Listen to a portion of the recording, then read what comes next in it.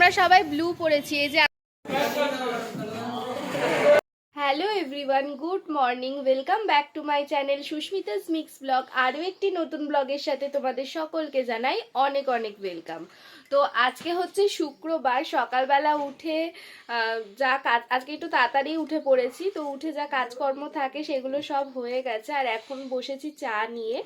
ও office বেরোবে, ওই জন্য ওকে চা করে দিয়েছি। এখন দুজন মিলে একটু বসে চা খাবো, তারপরে দুপুরে রান্না বান্না শুরু করব। আর আজকে তো রাত্রিবেলা যাব বউ ভাতে, সবটাই তোমাদের সাথে শেয়ার করব। তাহলে তোমরা ব্লগটা কন্টিনিউ দেখতে থাকো। ও খাচ্ছে কড়াইশুটির কচুরি দিয়ে চা, আর আমি চা বিস্কুট।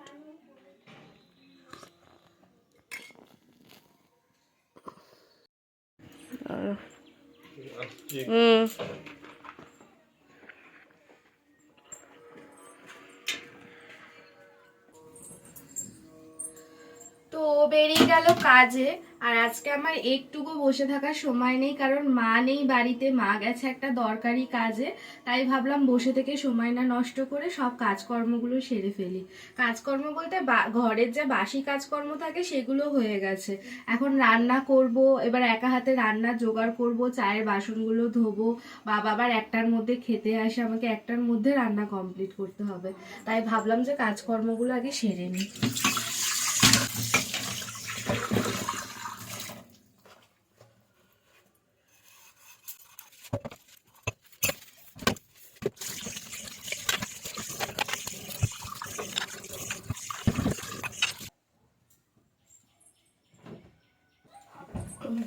সেদিনকার রাতে বিয়ে বাড়ি থেকে ফেরার সময় এই যে ও একটা পান নিয়ে এসেছিল, এবার পানটা না শুকিয়ে যাবে বলে আমি ফ্রিজে রেখে দিয়েছিলাম।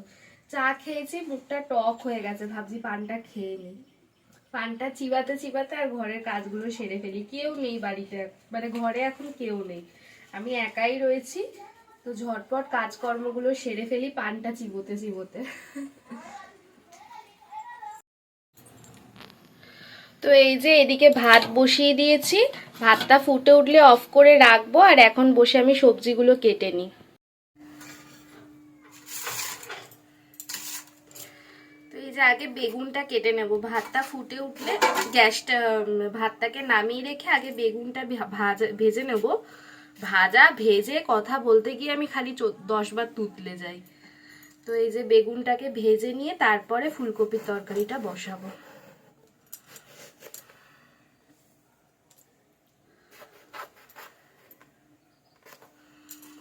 আমার তো বেগুন ভাজা দিয়ে ভাত খেতে বেশ ভালোই লাগে। তবে এই বছর এত ফুলকপি খেয়েছি না, মানে আমার এই বাড়ির বাবা ফুলকপি খেতে ভালোবাসে, খালি ফুলকপি নিয়ে আসে। একদিকটা মোটা আর একদিকটা পাতলা হয়ে গেল, দেখো এদিকটা মোটা হয়েছে আর এদিকটা পাতলা হয়ে গেল। যাকে যা হয়েছে হয়েছে।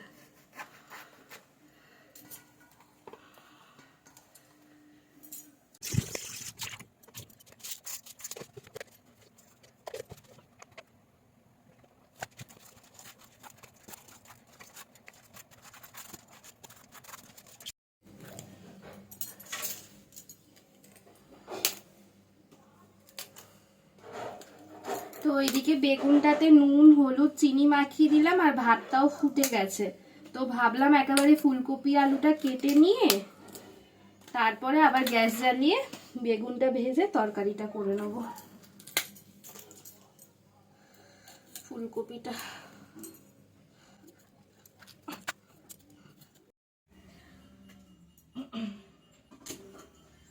তো এই যে এদিকে আমার ফুলকপি আলু সব কাটা হয়ে গেছে কমপ্লিট। এবার রান্না বসাবো। এত চুল না, মানে আমারই চুল, এত আমার হেয়ার ফল হয় চারিদিকে, শুধু মানে আমার চুলের ছড়াছড়ি সব কিছুতে।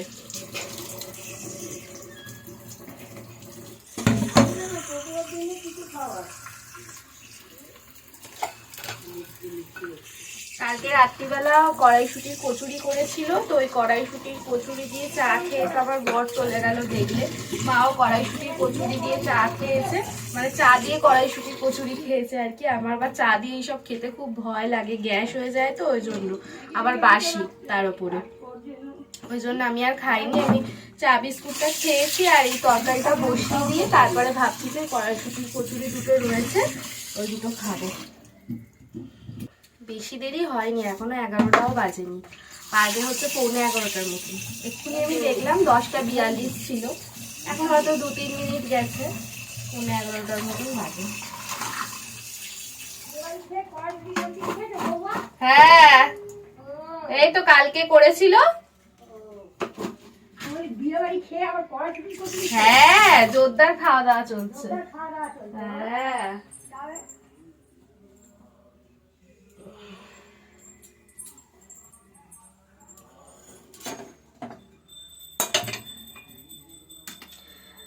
দুদিন আমার ভালো করে ভিডিও এডিটও করা হয়নি আর পোস্টও করা হয়নি জানো, এই বিয়ে বাড়ির চক্করে।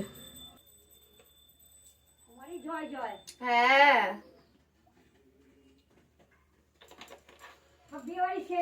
না আজকে আছে বউ ভাত, আজকে আছে বউ ভাত। হ্যাঁ হ্যাঁ না মা যাবে না, আমাকে আর ওকে বলেছে বউ ভাতে।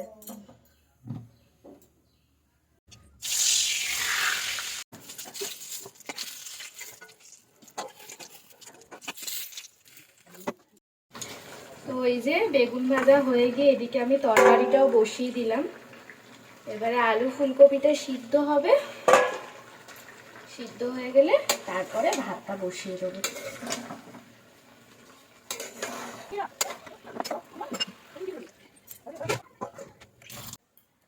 তো এইদিকে তরকারি বসিয়ে দিয়ে এসেছি আর ভাবলাম যে এখন তো আর কোনো কাজ নেই, তরকারিটা হয়ে গেলে ভাতটা ফুটিয়ে নামিয়ে নেব। আর এই যে বললাম না কড়াইশুঁটির কচুরি দুটো রয়েছে, তাই ভাবলাম এখন একটু বসে বসে কচুরি দুটো খেয়ে নিই। তরকারি ফরকারি আর কিছু করিনি, ফ্রিজে একটু আলুর দম ছিল, ভেবেছিলাম বার করব গরম করব, তারপর আর ইচ্ছা করলো না, ভাবলাম এমনিই খেয়ে নিই, এমনিই ভালো লাগে দেখবে এগুলো খেতে।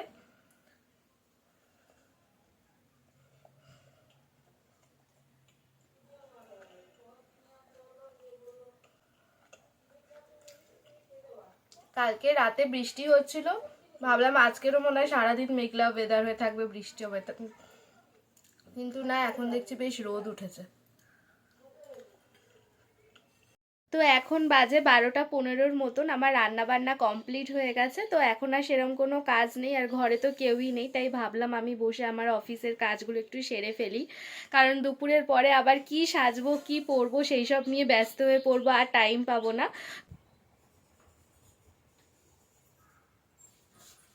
তো এখন বাজে 3:45 মতন, দুপুরবেলা খাওয়া দাওয়া করে একটু শুয়েছিলাম আর একটু ঘুমিয়েও পড়েছিলাম, মশার কামড়ে উঠে পড়েছি। তো ভাবলাম যে আর শুয়ে থাকবো না, অনেক কাজ আছে, বললাম না যে আজকে কন্যাযাত্রী যাব, তো সেগুলো কাপড় চোপড় কি পরবো সেগুলো সব বার করব, আমার বরের জামা আয়রন করব, তারপরে সব নিয়ে যাব আবার ওই বাড়িতে। তো ভাবলাম যে আর শোবো না,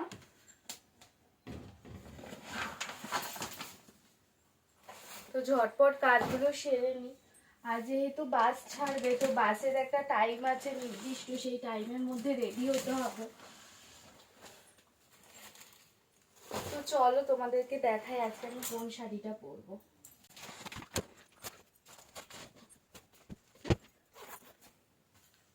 এখনো নেল পালিশই পরা হয়নি, দেখো কোথাও যাওয়ার আগে আমার নেল পালিশ পরা হয় না।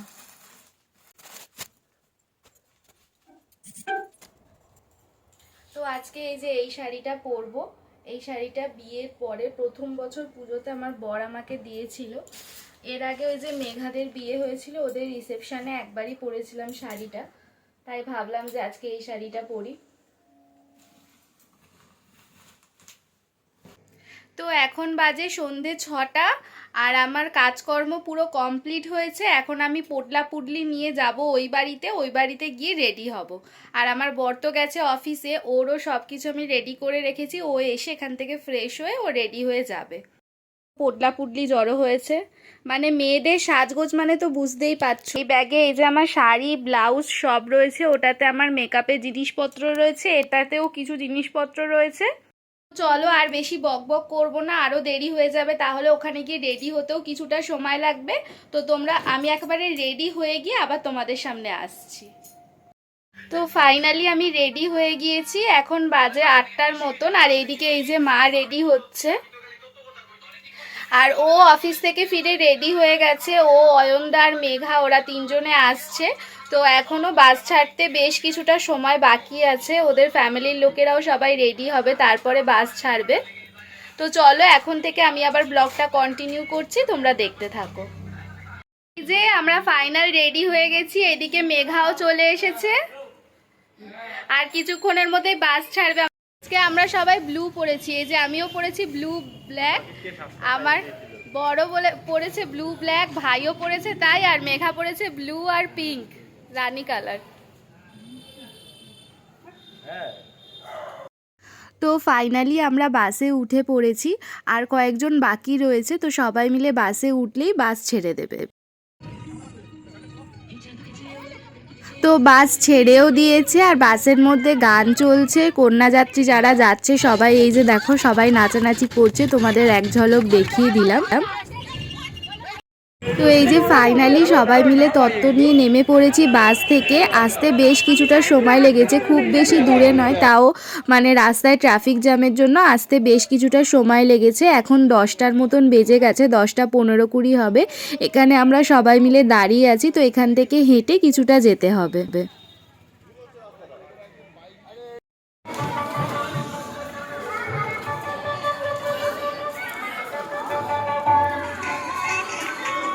তো ফাইনালি আমরা বিয়েবাড়িতে পৌঁছে গেছি, বউয়ের সাথে দেখা করে আমরা এইদিকে চলে এসেছি স্টার্টার নিতে। স্টার্টারে ছিল হচ্ছে ফিশ বল আর পনির পকোড়া। তো খেতে তো খুবই ভালো ছিল, আর সন্ধ্যে থেকে সাজগোজের ঘটাতে কেউই কিছু খায়নি, সবার প্রচণ্ড জোর খিদে পেয়ে গিয়েছিল।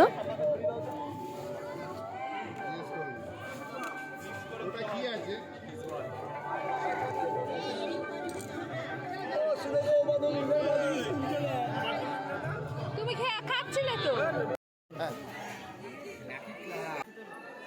না, মুখ সরিয়ে দিয়েছে, আমি বুঝতে পারিনি কিছু, ভাই বসে আছে।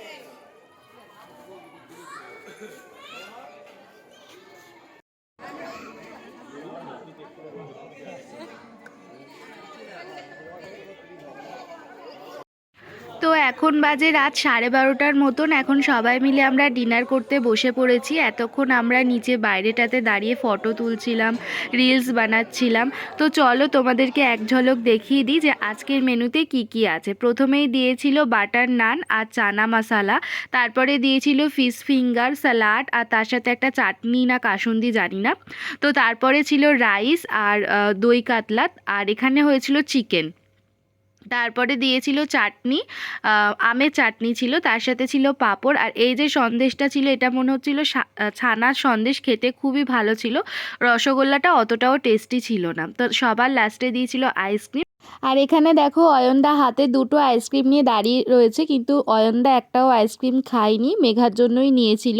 মেঘার একটা, অয়নদার একটা। অয়নদা যেহেতু খায় না আইসক্রিম, তো ওটা মেঘারই হবে, বা আমরা সবাই মিলে খেয়ে নেবো। ওইদিকে আমার মাও দাঁড়িয়ে ছিল। কমপ্লিট হয়ে গেছে, এখন রাত্রি 1টা বেজে গেছে, এখনো বাড়ি ফিরতে ফিরতে বেজে যাবে রাত্রির 2:30-এর মতন। তো আজকে ব্লগটা এখানেই এন্ড করছি। তোমাদের কেমন লাগলো?